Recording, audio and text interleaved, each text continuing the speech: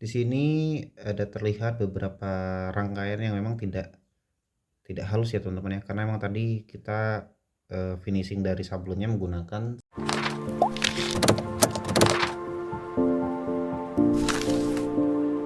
Pertama-tama kita siapkan dulu bahan-bahannya ya. Yang pertama jelas PCB ya. Ini PCB yang sudah saya potong, kemudian ada desain atau layoutnya ya teman-teman ya. Layoutnya kita siapin. Kemudian autan yang sudah dicampur air ya. Ini autan. Dan ini adalah alat atau cairan pelembut PCB ya, atau bisa juga disebut dengan verichlorida. Dan yang terakhir adalah alcohol swab. Oke, kita masuk ke cara yang pertama. Cara yang pertama adalah kita perlu menyiapkan alas terlebih dahulu ya. Ini saya menggunakan bubble wrap, alas untuk kita mau nyablon dari PCB ini. Nah, di sini. Oke, kita mau nyablon di sini, dan kemudian alat yang kedua adalah mika, ya, kertas mika.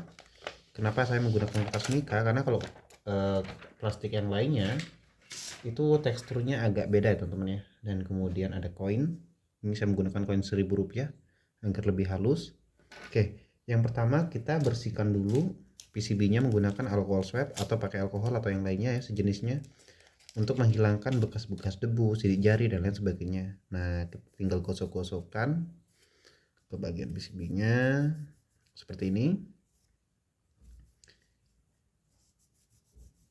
Ini tujuannya hanya untuk membersihkan saja teman-teman ya.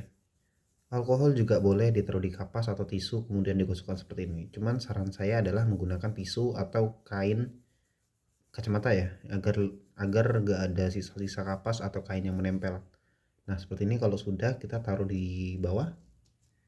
Nah, kemudian kita siapkan layoutnya yang akan kita pakai seperti ini teman-teman ya. Kita paskan terlebih dahulu dengan PCB-nya seperti ini, baru kita semprotkan teman-teman ya.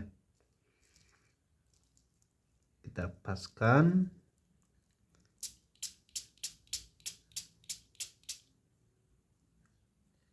Nah, kita ratakan agar menempel semua teman-teman ya, agar kertasnya menempel semua.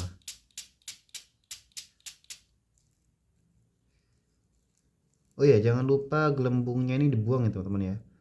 Kalau ada gelembung di dalam kertasnya atau di balik kertasnya itu dibuang, jangan sampai ada gelembung. Oke, langkah selanjutnya adalah kita gunakan kertas mika di atasnya ya teman-teman. Kita gunakan kertas mika, lalu kita gosok-gosokkan dengan koin ini. Nah, kita gosok pelan-pelan saja. Setelah sudah, kita angkat kertas mikanya pelan-pelan ya, yang bagian atas pelan-pelan saja, terlihat. Yap,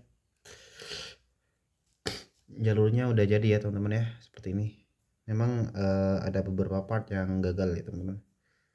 Saya zoom seperti ini. Nah, seperti ini. Ada beberapa yang gagal, tapi tidak masalah ya teman-teman ya. Nanti kita bisa terangkan pakai spidol atau tinta ya teman-teman. Jadi seperti itu. Yap, ini dia hasil yang sudah saya terangkan pakai spidol permanen teman-teman ya.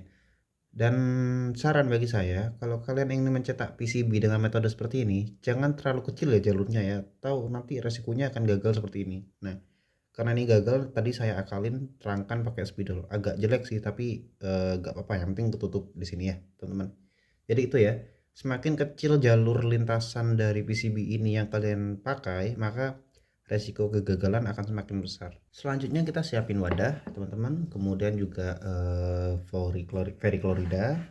Nah, kemudian juga PCB-nya teman-teman, dan jangan lupa pinset ya. Tapi ini penting, gak penting sih. Saran saya kalau sedang menggunakan ini, jangan lupa menggunakan ini atau enggak minimal sarung tangan teman-teman, karena ini merupakan air keras ya teman-teman ya.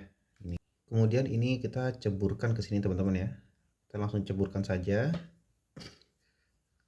Kita cemplungin ya.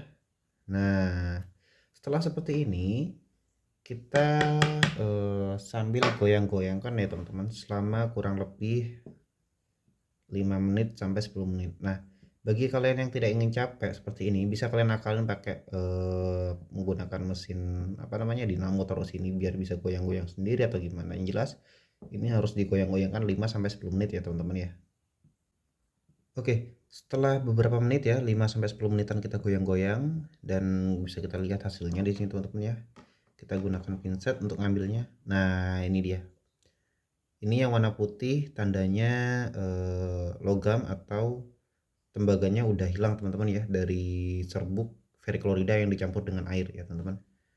Nah, kemudian kita tinggal cuci bersih menggunakan air mengalir dan juga sabun untuk menghilangkan bekas veriklorida dan juga hitam-hitam dari PCB ini teman-teman. Oke teman-teman, ini dia merupakan hasil dari eh, buatan PCB tadi ya.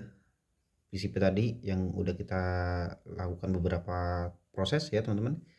Di sini ada terlihat beberapa rangkaian yang memang tidak halus ya teman-teman ya, karena memang tadi kita finishing dari sablonnya menggunakan spidol teman-teman. Jadi gitu ya.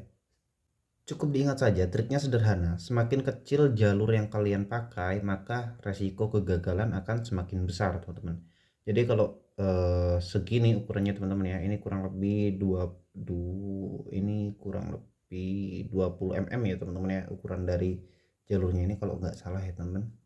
Lebih baik kalian gunakan jalur yang agak gedean dikit. Nah, ini udah tinggal melubangin. Ini videonya banyak yang saya potong teman-teman untuk menghindari atau mengurangi rasa bosan kalian menonton cara pembuatan PCB ini. Dan ini dia.